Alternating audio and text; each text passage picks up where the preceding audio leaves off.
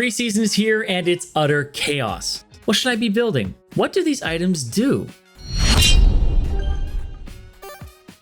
Hey guys, my name is Irene, and in this video, I'll be running you guys through all of the items for the top lane this patch. If you're as lost as most people, you've come to the right place. By the way, if you're interested in Wild Rift, we've actually started a channel, so make sure to go check that out. Through everything that's gone down this patch, the most impactful change has been the introduction of mythic items, incredibly powerful items that buff up subsequent big purchases. Because of this, I want to talk about them first. So what's the most iconic item ever in the top lane? Well, that's up for debate, but I think there's pretty much two contenders. Maybe three depending on how far or how recently you're looking back. Through thick and thin, however, I'd say that one of them is surely Sunfire Cape, renamed to Sunfire Aegis.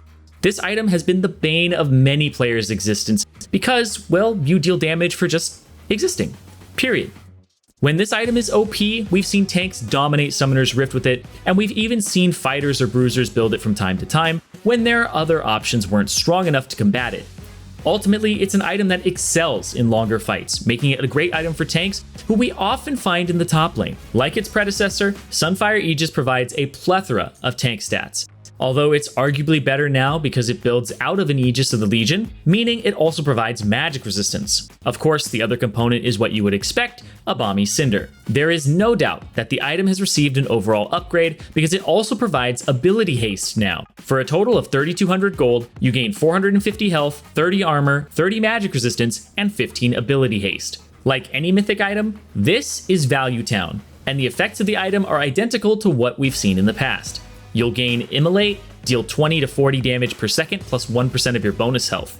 However, what's new and unique about the Aegis is that hitting an epic monster or enemy champion with the burn will give you a stacking buff, increasing the amount of subsequent Immolate damage by 12%, stacking up to 6 times. These stacks last 5 seconds. At maximum stacks, your basic attacks will also burn nearby enemies for your Immolate damage per second for 3 seconds. You've got a nice touch of death now. In case enemies manage to break away at the last second with just a sliver of health left, they'll burn to death and probably be pretty salty about it. All other legendary items also gain 5 ability haste. This item is a great way to carry as a tank. Don't feel like your team will do their part? This is your item right here. Even tanks are doing absurd amounts of damage now. While your whole team is full of clowns, you get to run the circus. That kind of makes sense, but basically you get to be a tank while also dealing a ton of damage with this mythic. The next item we'll go over is FROSTFIRE Gauntlet.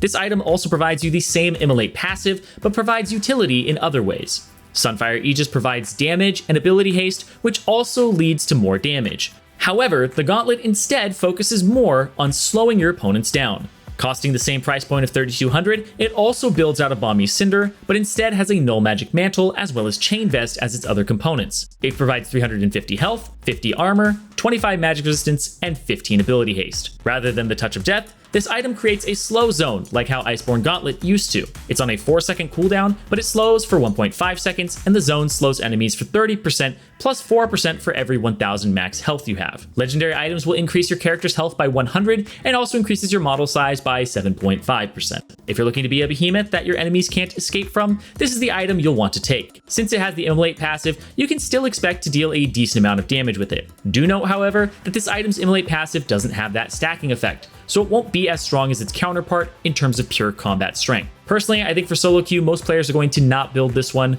Unless tanks get buffed to the point where they deal insane amounts of damage off their abilities alone, having a slow isn't the strongest asset you can have in solo queue. Damage typically wins games, and even though utility can also win games, I think the next item we'll mention might be better suited for disorganized play. One final tank mythic item we'll talk about is Turbo CHEMTANK. It costs 3,200 gold, building out a Balmy Cinder, Cloth Armor, and Negatron Cloak. Unlike FROSTFIRE Gauntlet, the stats are flipped, providing 350 health, 25 armor, and 50 magic resistance, and 15 ability haste. In terms of stats, this is your go-to against magic damage. Now let's talk about what it does. Like FROSTFIRE Gauntlet, it includes a weaker version of Immolate to provide extra damage and wave clear, but comes with an active effect rather than a passive one. It's identical to Righteous Glory's old effect. Once activated, you'll gain 75% bonus movement speed when running towards enemy champions or turrets. When you get near an enemy or after 4 seconds have passed, you'll emit a shockwave that slows nearby enemy champions for 40% for 2 seconds. This active is set at a 90-second cooldown, but the mythic effect it applies to legendary items is that it also grants them 5% tenacity and slow resist. When you think about AP champions, it's pretty easy to associate them with a mix of crowd control as well as magic damage. For example, someone like Ahri has her Charm, Orianna has her Slow, and Zoe has her iconic Sleep. As this item provides stronger protection against magic damage, adding on effects to help you circumvent crowd control feels correct. This is also why I feel that personally, if players want more utility instead of damage, they'll opt into this purchase instead. Tenacity is such a powerful stat that's also quite hard to come by. Compared to previous seasons, you're able to also gain Immolate while also building a Righteous Glory. Like we all know, your first purchase matters a lot. If you had to invest your first purchase into Righteous Glory in previous seasons, you were going purely for utility with very little combat power. However, you can go for this incredible active while also building the Immolate effect. I think this is why players, especially in solo queue, would stray away from building Righteous Glory. Building it as your first purchase would basically mean you wouldn't be able to take a fight in the top lane. Building it second would mean that you'd finish it after your opponents have finished their core items, meaning you could get cut down much more easily. As a side note, this item seems to thematically match up with Singed pretty well. I'm certain this item will almost always be a Singed player's choice of Mythic, as the tenacity and active effect go hand in hand with his playstyle. With those tank mythics covered, we've got some other items to talk about next. For fighters, we've got some nice treats as well. The first one is Trinity Force. It's gotten some upgrades to keep up with other mythic items. It builds out of a Sheen, the new Hearthbound Axe, and Kindle Gem. At the price of 3,333 gold, it provides 200 health, 35 attack damage, 35% attack speed, and 10 ability haste. It also includes 3 effects. First is Threefold Strike. Basic attacks grant 25 movement speed for 3 seconds, and if you hit a champion, you gain 6% increased base attack damage, stacking up to 5 times. Next is Spellblade, which is what we're all familiar with. After using an ability, your next basic attack is enhanced with an additional 200% base attack damage. Finally, it also grants all legendary items 10% more attack speed. This is going to be good on most of the characters it was good on in the past. Characters that rely on both basic attacks as well as spells like Aurelia, Jax, and Fiora, who are all going to love the changes this item has gotten. It provides even more attack speed than before once you've completed items, so making that rush and finishing this item fast will allow these sort of top lane carries to snowball extremely hard and assert their dominance over their lane opponents. Next up is Gore Drinker. This is an exciting item built around the theme of coming back from the clutches of death. Just when you thought you were about to die, having this item can allow you to hold on for dear life and turn around extremely close fights. It builds out of the new Iron Spike Whip, Phage, and Kindle Gem. For 3,300 gold, you gain 400 health, 45 attack damage, 150% health regeneration, and 20 ability haste. While this item feels well suited for a lot of fighters, it seems like it'll work best on characters who rely on their abilities. Aatrox seems like a great candidate for it because of the immense amount of ability haste it provides. Now for the effects. The first one is Thirsting Slash. When activated, deal 110% of your attack damage to nearby enemies, restoring 20% of your attack damage as health, plus 12% of your missing health for every champion hit. This is on a 15-second cooldown, and the cooldown is also affected by ability haste. Essentially, you're going to jump into the mix and try to create chaos amidst already crazy fights. Hitting multiple enemies will replenish your health quickly with optimal use of this active effect. The next passive is called Aggression. You gain 1% attack damage for every 5% of your missing health, capping out at 15% of your max AD.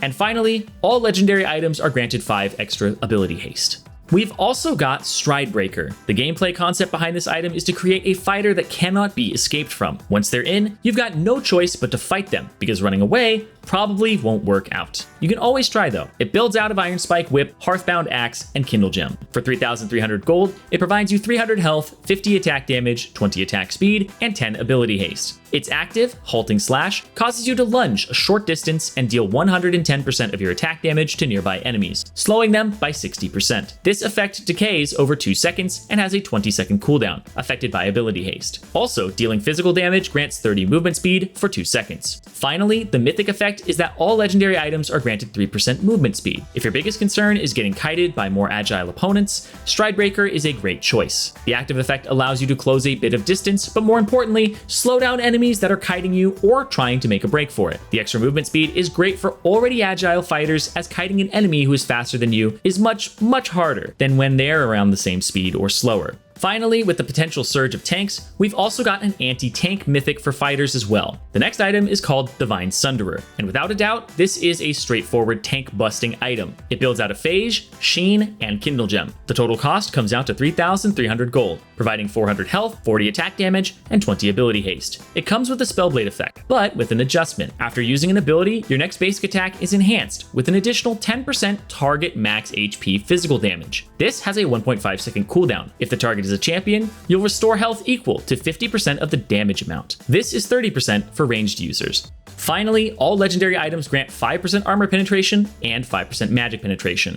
Especially when pitted against tankier teams, you're going to need some help cutting through frontliners. This item also helps immensely when split pushing against a tank, as you'll be able to apply a ton of extra pressure on them with it. With fighters out of the way, let's talk about some AP items for top laners as well.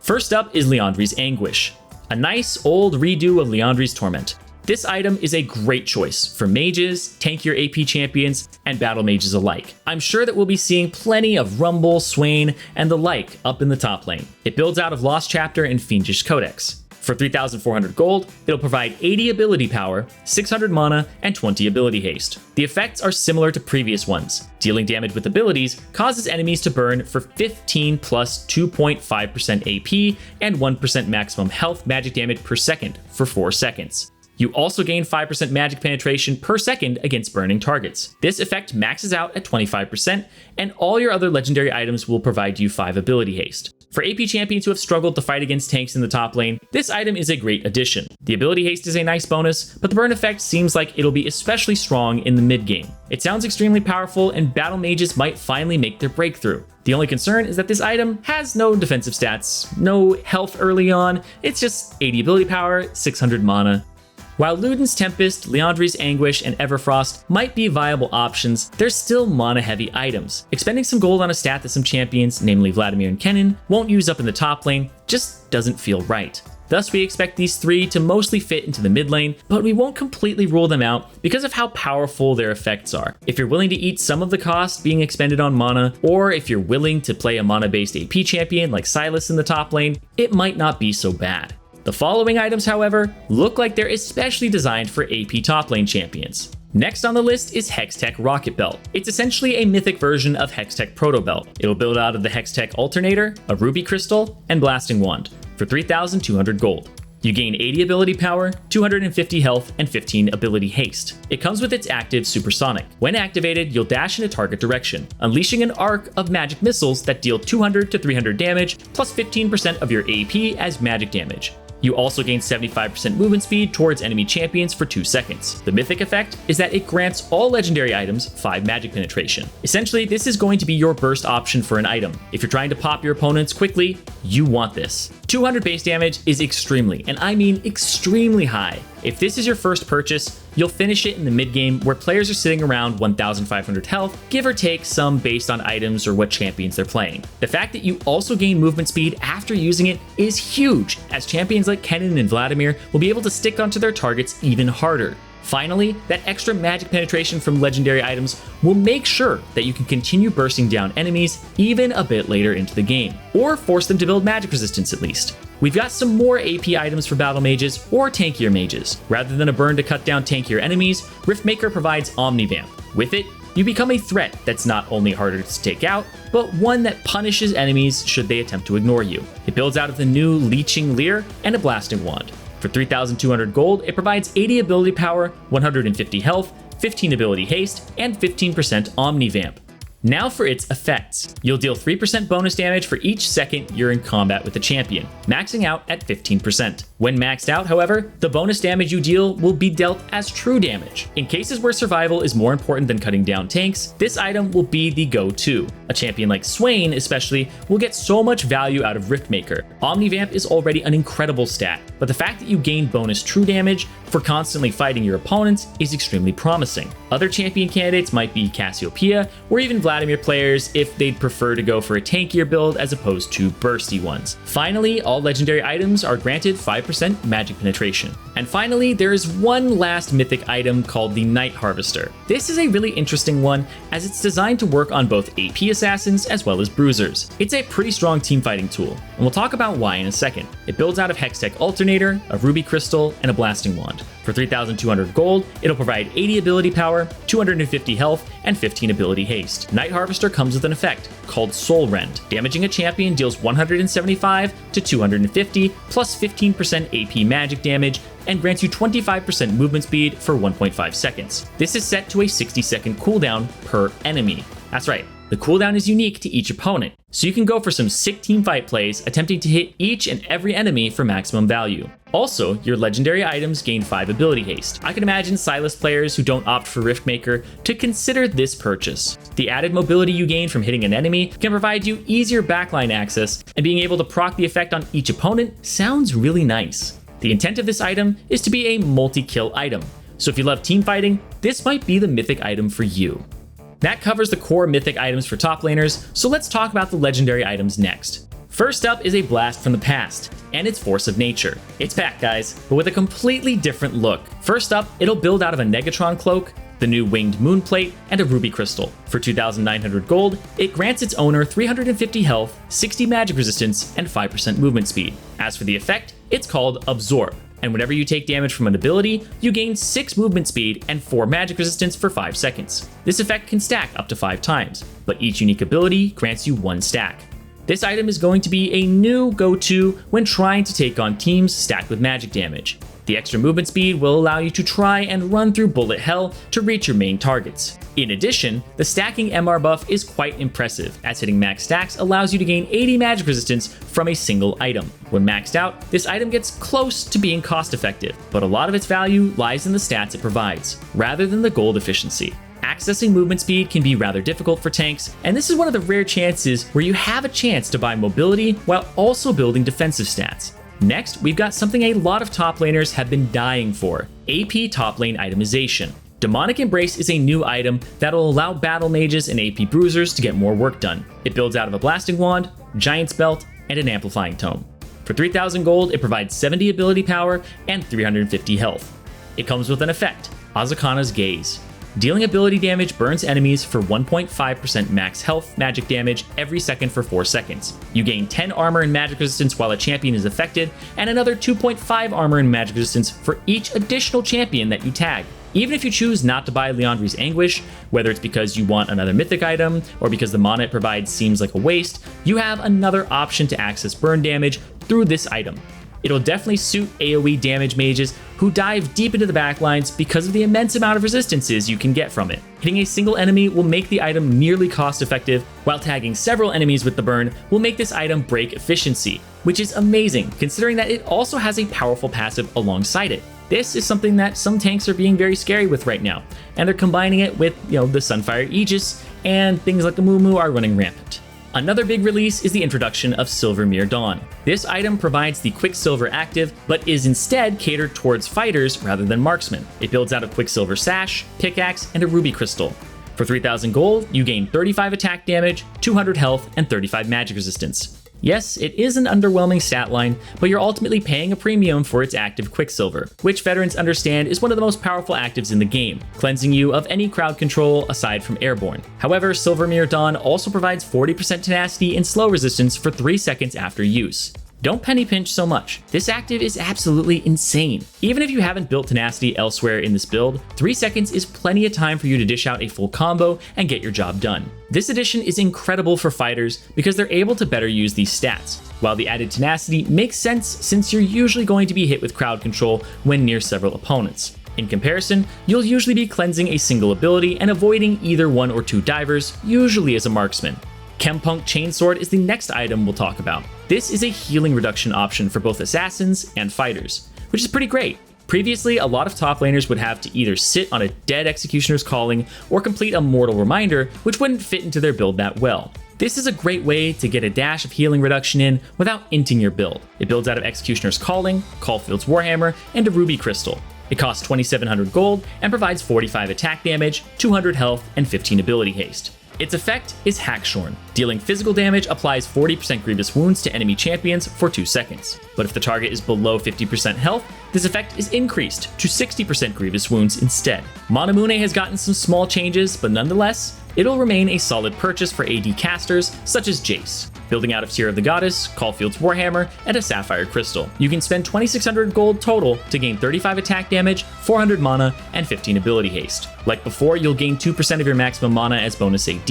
Striking a target with an attack or ability consumes a charge. You gain 3 bonus mana, doubled if the target is a champion. It'll transform into Muramana at 450 bonus mana. However, those changes we mentioned are somewhat new. You gain a mana charge every 8 seconds and can hold up to 4 of them at once. Of course, Muramana is the ultimate goal, and this replaces the mana stacking passive with some extra damage. Ability strikes and basic attacks against champions will deal additional physical damage equal to 4% of your maximum mana. The big change this season is that your mana is no longer consumed when applying this effect, and also that it'll apply on spell strikes as well. Next up, let's talk about Lichbane. While we know it's an item typically used by mid laners, this season has removed the bonus mana on the item. Now that you're not sinking some gold into a dead stat, it's a more viable purchase option for AP top laners as well.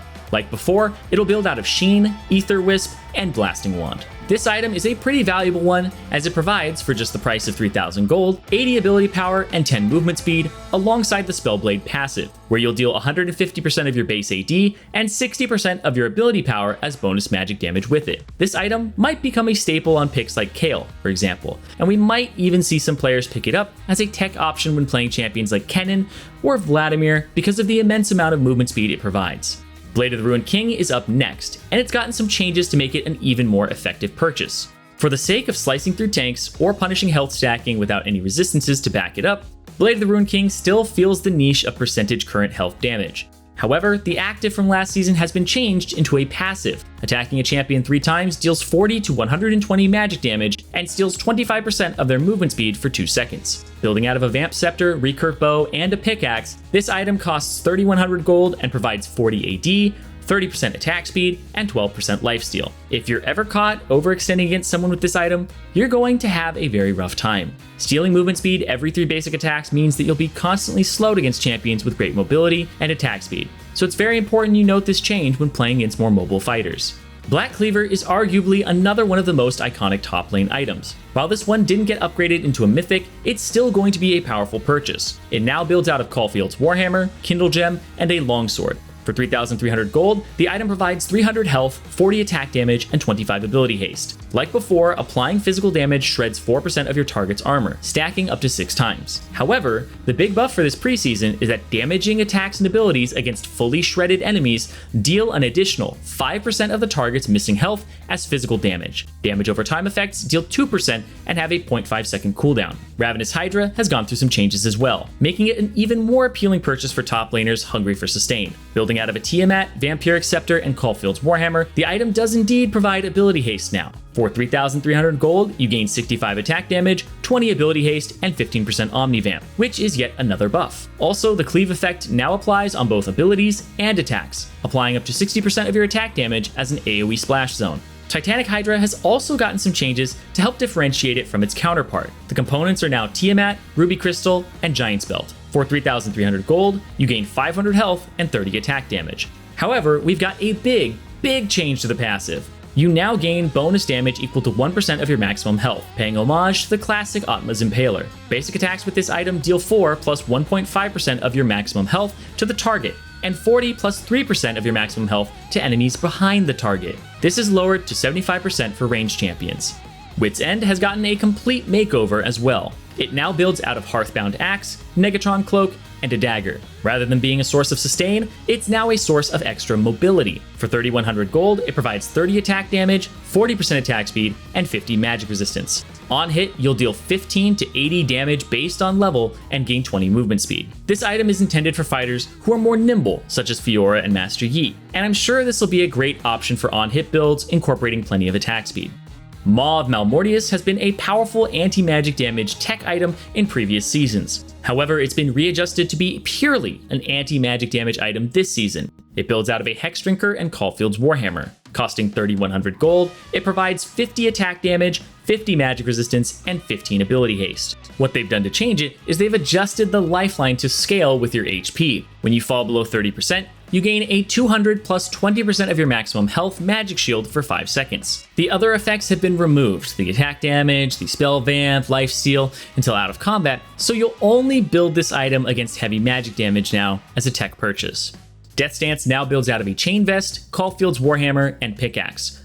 For 3,100 gold, it provides 50 attack damage, 40 armor, and 15 ability haste. Like before, damage you take is spaced out as a bleed effect for 3 seconds. You can store 35% of the damage you take as a melee champion and 15% as a ranged one. Rather than healing based off of damage dealt, however, Death Stance now relies on takedowns to heal you. Champion takedowns cleanse you of whatever bleed damage you were going to take, grant 30% movement speed, and restore 10% of your health over 2 seconds. This item feels much more volatile now, but we kinda like that. You have to thirst for those kills and really commit. When you succeed, you'll be rewarded heavily, removing a significant amount of damage you would have otherwise taken, and also gain another version of the Triumph rune essentially. Steric's Gauge has also received some changes to turn it into a team fighting specialized item. It is no longer restricted to melee champions as well. Builds out of a pickaxe, phage, and ruby crystal for 3,100 gold. You gain 400 health and 50 attack damage. The passive has changed significantly. Dealing damage or taking damage from a champion grants a stack, restoring 2% of your max health over 6 seconds. You can have up to 5 stacks, 1 per enemy champion, and the healing is 60% effective for ranged champions. Upon taking damage that would put you below 30% health, you gain a shield equal to 200 plus 8% of your maximum health for each stack that you have. This is on a 60-second cooldown, and the max health portion is 60% smaller for ranged champions. When you build this, you're going to be trying to tank all 5 of your enemies at once. It actually rewards you for it. If you love getting into the fray and charging in head first, this is the one for you. Randuin's Omen is another iconic tank item that we'll be talking about. A lot of these items have gotten big changes, so we definitely need to still talk about them. It builds out of a Warden's Mail, Cloth Armor, and Kindle Gem. The total cost is quite low, sitting at 2,700 gold, and it provides 250 health, 80 armor, and 10 ability haste. Its active briefly slows nearby enemies, reducing their attack damage by 10%.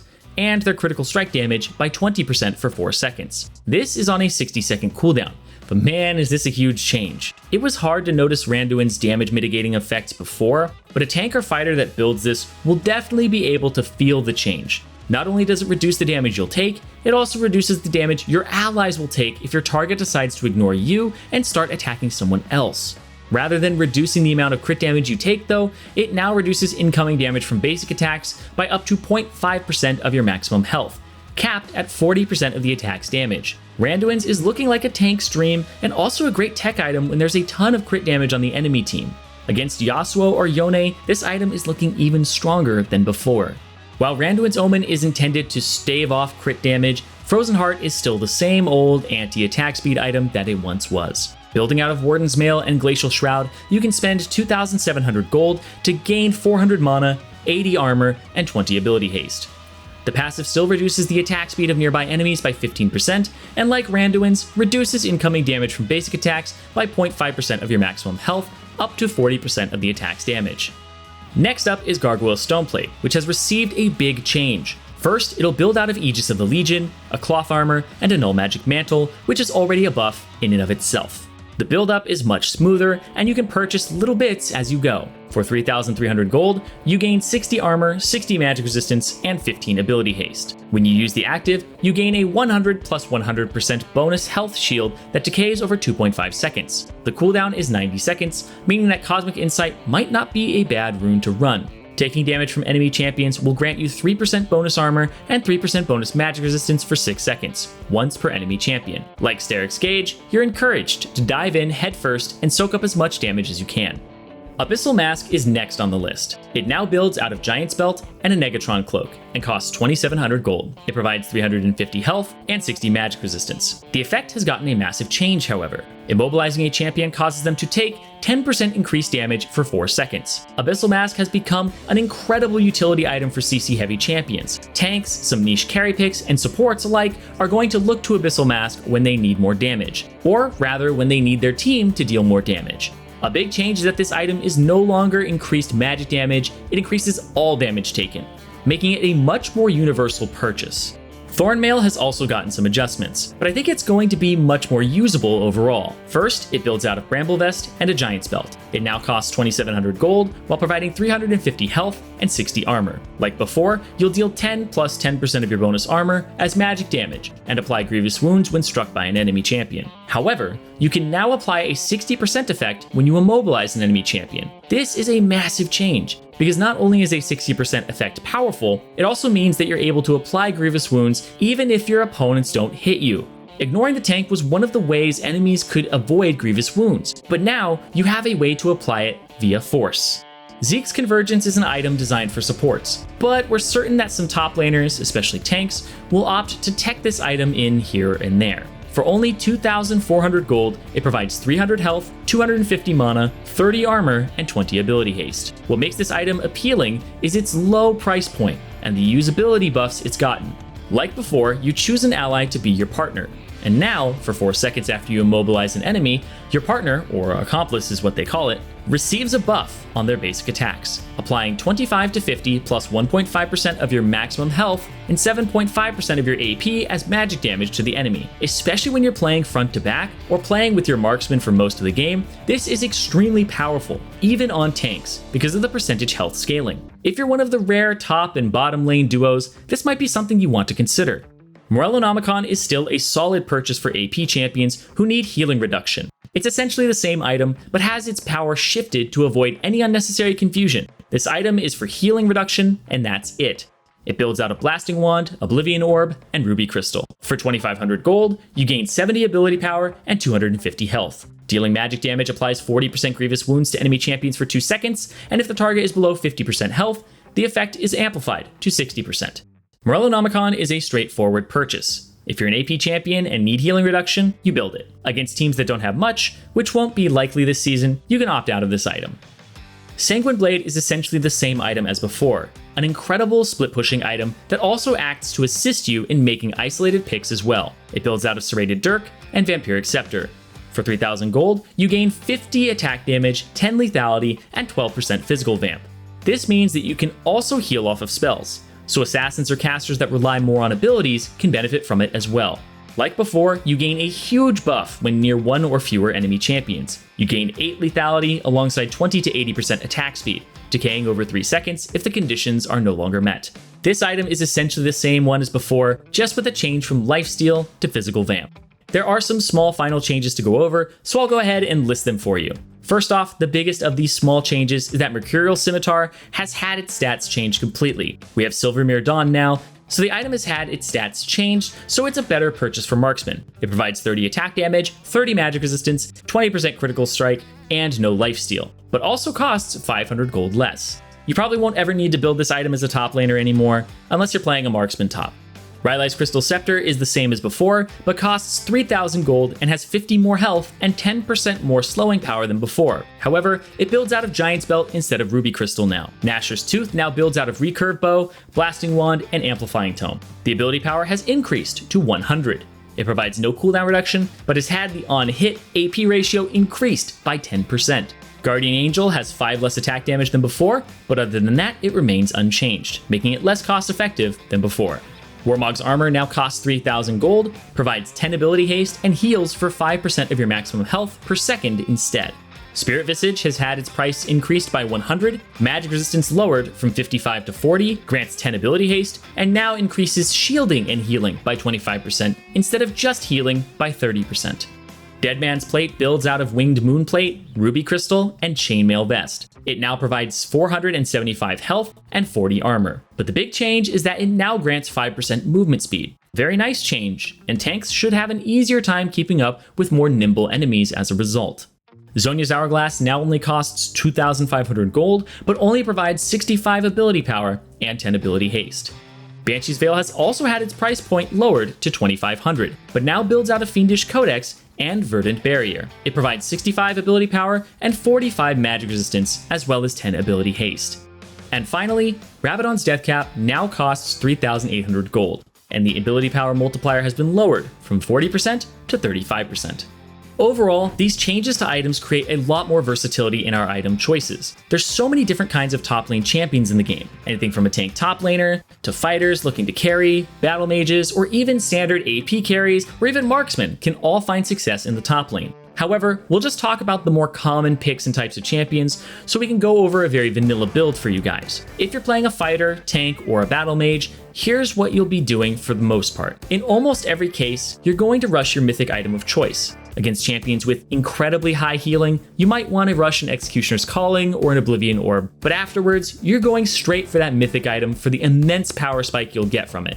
Fit in boots somewhere in your build, probably second, and then follow it up with another core item based on your champion. While a tank will probably want something like a Thornmail or an Abyssal Mask, but they can opt for Demonic Embrace as well.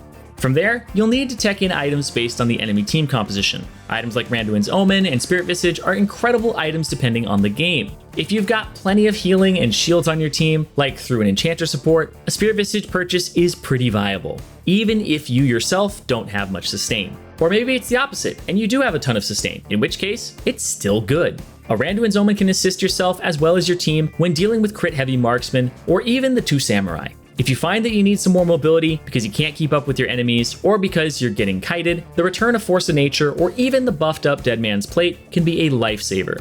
Be open-minded, guys. All the items feel like they're really strong right now, and what you buy will matter a lot more in your games. That's going to wrap up this video. Thank you guys so much for watching, and let me know what you thought about it in the comments below. You can check out ProGuides.com for more informative content as well, so give it a look. Until next time, best of luck out there, and have fun during the preseason, guys.